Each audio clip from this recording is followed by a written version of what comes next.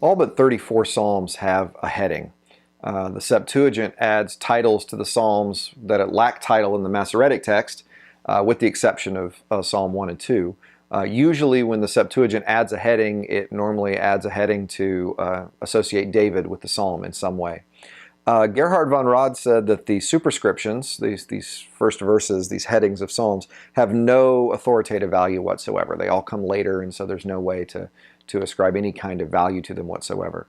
I don't know that we have to go all the way there. I'd like to take them a little seriously. They are part of the canonical text. They were shaped that way by the community, and so I think they're worth noting in some way and providing some hermeneutical spectacles, if you will, to sort of view the psalm, or how the psalm would have been viewed by those, how the community wanted to look at it. 73 of the psalms are associated with David. You'll notice I use the word associated with David because it's just a simple word, le David. Looks kind of like this. And there's a Hebrew prefix there at the beginning, which is a preposition that can mean to or for. So it's usually belonging to David is the way that's normally interpreted. Some translations leave it a little bit vague, of David.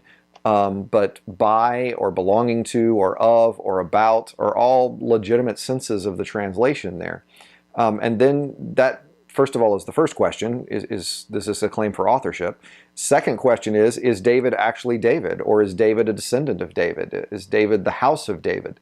And so be referred to in that way. So I want to say associated with David more than I want to say authored by David, because that at least leaves some room for some later hands to do that. Traditionally, I will say, though, this has been understood as a claim to authorship. There are some other authors, though. The Asaph Psalms, the Asaphite Psalms, are Psalms 73 to 83. And the Sons of Korah, I've often joked one of the early boy bands around, have several Psalms, 42 to 49, and then 84, 85, 87, and 88 are all there. Psalm of Moses, Psalm of Solomon. So there are a number of superscriptions that attribute other individuals to the Psalms apart from David. But of course, David is almost half. So, I mean, very, very strongly represented. A number of the Psalms not only have an association of David, but also a historical setting for them, very often referring to events in 1st and 2nd Samuel. So Psalm 3 is when David runs from Absalom, and Psalm 18 is when David's delivered from Saul, and Psalm 34 is when David feigns madness. And so all of these things giving a historical view through which to read the Psalms, which I will confess sometimes is a little confusing. It's hard to see how the historical heading in the Psalms sometimes match up, which is curious. The Septuagint, by the way, does have more historical headings that have been added. So it's interesting. In addition to the people, you sometimes have musical terms. Musical terms are difficult because the greatest clue that a scholar has for understanding new vocabulary is context. And unfortunately, musical terms always occur in the same context. They're always in the title, and so there's no new context or no new insight to help us understand what the sense of this word is. You can sometimes go with etymology and what the root meant, but then you wonder how close are you sometimes with the root. A very common one, a mizmar, psalm. The root means to sing or to play music, so that one's not too hard to understand. This is a song. Shir also is a word that's used sometimes. The root word there means to sing. So again, not too hard. This is going to be a song. Sometimes you have the word maskil, sometimes used as a proverb. So maybe this is a teaching song or a teaching psalm. A miktam, atonement psalm, written prayer. The root means to inscribe, so not real sure how that helps us understand it. Tefillah, a prayer. My personal favorite, the shigion.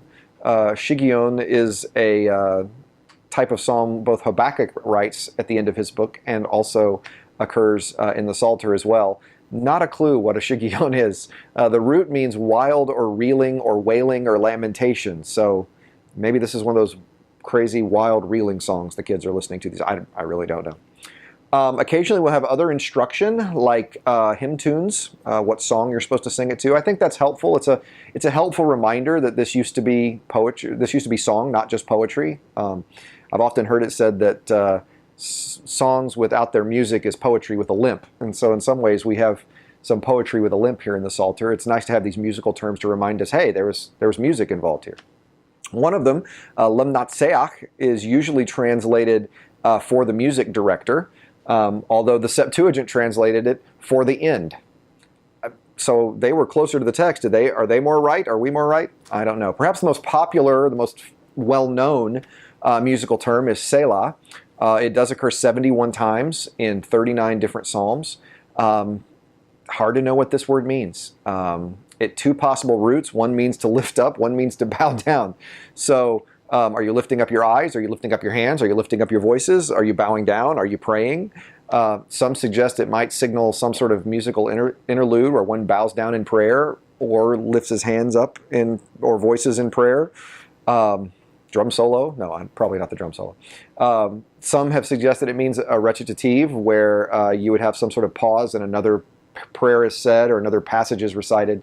The truth is, Selah is there as we just don't know what it is. It's, I think, in some ways a reminder that that these psalms are still other, as familiar as they can feel, and as much as we can memorize them and hold them tight and get tattoos of them and all the rest.